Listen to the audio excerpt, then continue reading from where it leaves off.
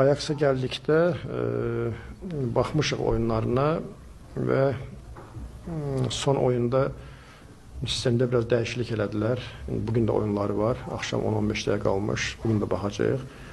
Ola bilər bizim əvvəl analiz etdiyimiz, hansı ki daha necə oynayacağımızı düşünürdük belə. Ola bilər ki son iki oyun bizim fikrimizi dəyişsin.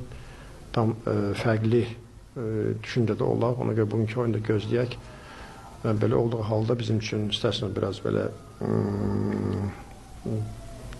əlavə düşüncə, əlavə fikirləşmək meydana lazım olacaq. O ki qaldı şans olaraq, yəni qarşıda bundan əlavə də iki oyun var. Əlbəttə ki çalışırıq, evdə oynayıb, Bakıda oynayırıq. Maksimum nəticə üçün hər şey etməyə çalışacağıq, amma rəqib də bu haqda düşünür, onu nəzərə almalıyıq. Və hər bir halda çalışırıq ki, inşallah yaxşı intizamlı oyunla lazım olan nəticəni əldə etməyə. Nə qədər bacaracağıq, onu ayın 10-da inşallah görərik.